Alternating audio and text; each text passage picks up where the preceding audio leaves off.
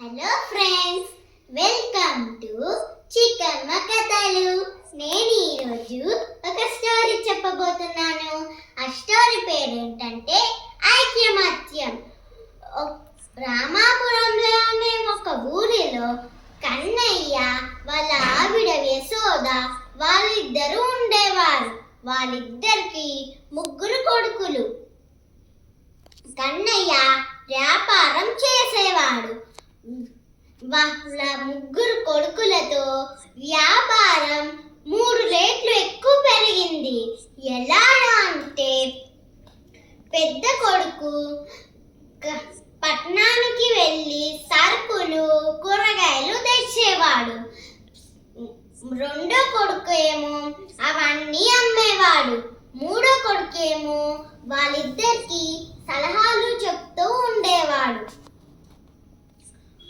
వాళ్ళ ముగ్గురికి వివాహాలు అయిపోయాయి. కొన్ని రోజులు అందరూ కలిసిమెలిసి ఉన్నారు. దాని తర్వాత ముగ్గురు అన్నలు గొడవ పడడం స్టార్ట్ చేశారు. ఫస్ట్ కొడుకేమో నేనే వ్యాపారం చేసుకుంటాను, నా వల్లేనే ఈ వ్యాపారం 3 రెట్లు ఎక్కువ అయ్యింది అని చెప్పాడు.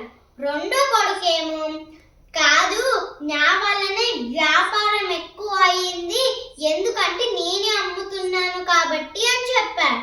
మూడో కొడుకు మీ అన్ని కాదు, ఫస్ట్ వ్యాపారం 3 రెట్లు ఎక్కువ పెరగాలని సలహా ఇచ్చింది నేను, అందుకని నాకే ఎక్కువ డబ్బులు కావాలి, నేనే వ్యాపారం చేసుకుంటాను అని చెప్పారు.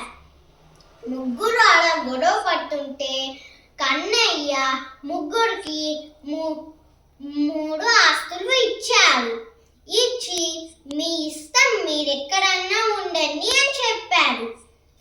మొదటి కొడుకేమో ఆయనకి అమ్మడం రాక ఇబ్బందులు పడ్డాడు. రెండో కొడుకేమో సరుకులు తెవ్వడం రాక ఇబ్బంది పడ్డాడు. మూడో కొడుకు అవి రెండు తెలియక ఇంకా బాధపడ్డాడు. ఒక వారం తర్వాత కన్నయ్య ముగ్గురిని పిలిచాడు. ముగ్గురు తలదించుకొని ఉన్నారు. ఏమయ్యింది అంటే మొదటి కొడుకు నాకు అమ్మడం రావట్లేదు అని చెప్పాడు. రెండో కొడుకేమో నాకు సిటీకి వెళ్ళి సరుకులు తెవ్వడం రాదు అని చెప్పాడు. మూడో కొడుకేమో ఈ 2 నాకు రాదు, నేనెలా అని చెప్పాడు.